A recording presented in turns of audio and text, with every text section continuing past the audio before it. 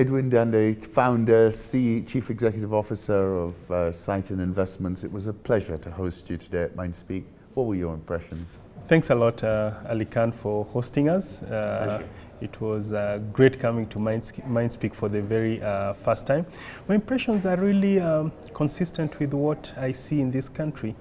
Young, entrepreneurial population, eager, hungry for information, eager to progress, and that's what Saiton is about: entrepreneurship, progress. So very, very positive impression. The room was filled. So I would recommend people to who have investor relation questions around them, like Saiton, to think of MindSpeak. Thank you.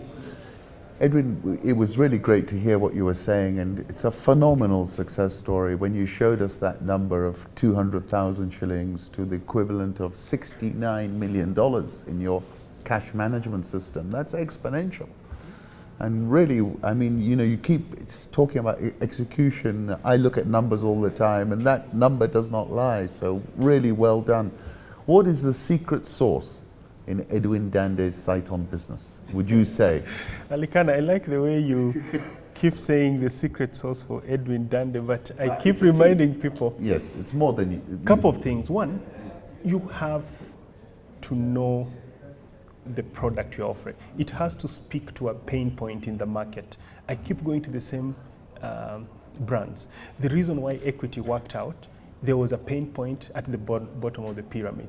The reason why M-Pesa worked out, there's a pain point in terms of transferring money. You have to go to the bank, then these guys say, now we can do it on mobile. The reason why Uber works, there was a pain point. Can you remember how it used to be taking You know what my pain point was with Uber? Yeah. Before Uber, I had a very reliable cab driver, but I'd never know where he was. And it would stress me out. I'd have a meeting with you at 11, and at 10:30 he says, I'm just around the corner. And he would take another 20 minutes. Now I know where they are. It has de-stressed me completely. and you know where they are, and you know how much they'll charge you, and you know how long it will take for them. So the very first thing is you must figure out, you must be delivering a solution to the market. For us, what was the pain point of the market that you've served?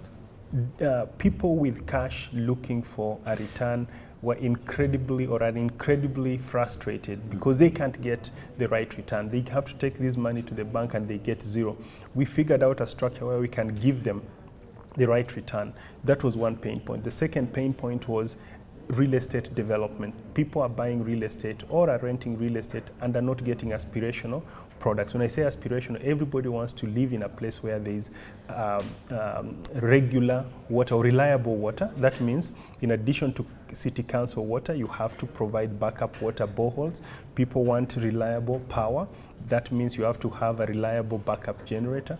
People want a place for their kids to play, so you have to provide comprehensive lifestyle. So we started providing real estate not just as brick and mortar, but as a comprehensive lifestyle destination. And that's why we are seeing our products, some of them selling 100% even before delivery. So those were the two pain points. Once you identify the pain point, then what's your strategy?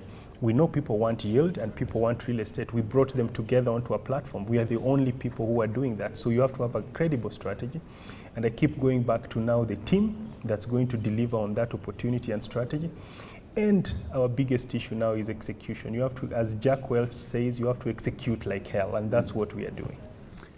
Let me go back to a piece of the pie you didn't really talk that much about, but that's what I would call your proprietary trading activity. You know, you've taken big, bold positions in KCB. I think you said you were one of the top 10 shareholders, NIC Bank, and that's the background I come from, which was using the bank's capital in order to make them returns. Tell us a little bit about how you came on that and what your thinking is. Does that spin out into a separate prop trading operation? Or how are you thinking about that?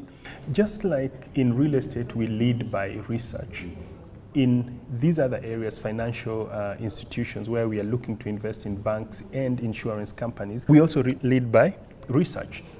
As I mentioned recently, we know banks are supposed to trade at a certain multiple, 2 to 3 times book. At some point, we realized KCB was trading at less than 1 times book. NIC, even today, is trading at less than 1 times book. These are franchises we know, led by very credible people, NIC, John Gashora, KCB, Joshua Igara. Each of them has very credible shareholders. The government, one of the leading shareholders in KCB, and First, I think it's called First Securities or First Charter, the Ndego family, one of the investors in NIC. So you say very credible management, very credible shareholders. They are offering good services. The market has it wrong. What we do is then we look into our capital base. Some of it is proprietary, some of it from clients, but it's essentially a hybrid of both, because for the client, we've already fixed the liability. So anything we make above that 18% return then goes to us. So in February, we noticed KCB trading below book at 23 shillings a share. We started taking a position. At 23 bob, our average position is around 30. Now it's at around 41. When you want a position in this market on KCB, we're one of those who are ready to sell a piece, so that at least we lock in some gains. Though we still, if you look at our research, KCB still has a headways to go. So proprietary trading is one of our core areas. You have to be very careful, because you can lose a lot of money, but you can also make a lot of money. If you have the right research team, right execution, speed, there's opportunity to be had. But there are not many people who are setting themselves an 18% hurdle rate, right? Because that's quite a high hurdle rate. Yeah, but well done. You've really picked your spots, and that is the skill, I think, in doing that. Let me ask you, we touched on these in MindSpeak. You were talking about regional expansion, that you were looking at. Can you just touch on that? Are you looking at East Africa, or what are you thinking about? The way we approach this, I've talked a lot about how we raise money from individual institutional investors and from institutions, and we put it in real estate and private equity. Now, our long-term goal is to be the investment platform of choice for those looking to invest in sub-Saharan Africa. They have 3 main centers of growth: Eastern, Western, and Southern. We're already very strong in Eastern. Now, Eastern is a business hub, so now we are going to start what I would call spoking from the business hub into places like Kampala, into places like Tanzania. And there are already people in the region who are saying, can you bring your solution to Kampala? Can you bring your solution to Tanzania? Because I'm sure you're dealing with the same challenge, the same demand that you saw here should surely be in Tanzania and Uganda, people looking for better returns with their money, right? And looking for these real estate projects, the types you've done. Yeah, there are similar economies from a macro perspective, whether it's interest rates, inflation, exchange rates. There are similar dynamics. When it comes to demographics, they are all growing 2%, rapid urbanization 4%. So the economies are similar. That's why once you are good in Kenya, now you can move into the regions. Then we now need to move to West Africa, Ghana, Nigeria. We are already doing research. In fact, I think our Ghana research will be released in another month or so, where we are saying these are our view on opportunities. We lead with research because when you do that research and people read it, investors read it, they say, who are these guys? They seem to have outstanding research. And as we talk to them, we'll tell them, this is who we are, this is what we are about, and we are looking for opportunities in Ghana, and we'll end up finding something. So West Africa will be the next area of focus. We will build that over the next 2 to 3 years. Then we'll now look at Southern Africa, maybe 2 years from now. The long-term goal is to build a Pan-African sub-Saharan business in those 3 centers of 3 business hubs in sub-Saharan Africa. And as the developed markets look for places where there are returns, sub-Saharan Africa is going to be one of the few places, or is one of the few places delivering 5 to 7% GDP growth over the foreseeable future. They'll find that Cyton is one of the brands you can work with and trust to access these returns in sub-Saharan Africa. One of my final questions, if you look at real estate, the curve this year has been softer, right? And you're talking about returns which are substantially higher than where that trajectory is going. How do you make that difference between the average return and the type of returns you're promising? Yeah. You see, Aly-Khan, we hear that question all the time about... Yes, we heard it here today. There's a real estate bubble. How do you deliver these returns?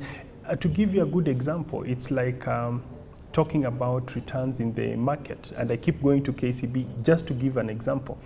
Anybody who bought KCB in February today is sitting on 80% returns. If they were to say I have an 80% returns, people would wonder, but how are you getting that return? You have to do your research, be very focused, and pick your spots. It's the same thing in real estate.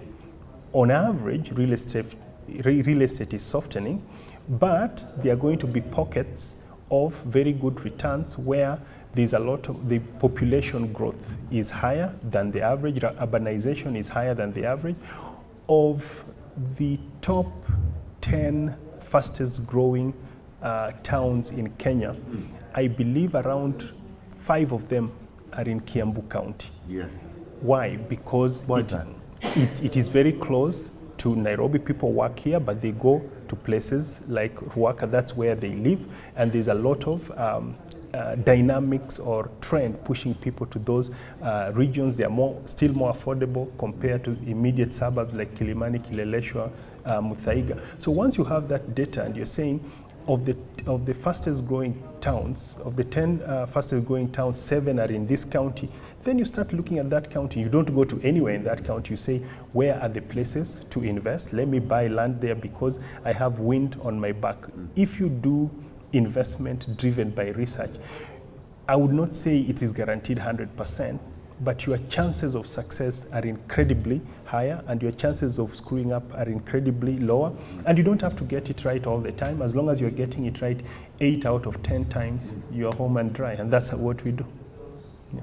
Edwin, thank you so much for a really great Mind Speak. It was a pleasure hosting you today, and I wish you every success and a successful listing and so much more. And I'm sure Blackstone will be knocking on your door very soon. Thanks a lot, Aly-Khan. It was a great Mind Speak. We are glad we came, and we would suggest it to anybody who wants to have a conversation in the market that involves economy, investing, and things like that. Thank you so much. Asante sana. Asante. Thank you.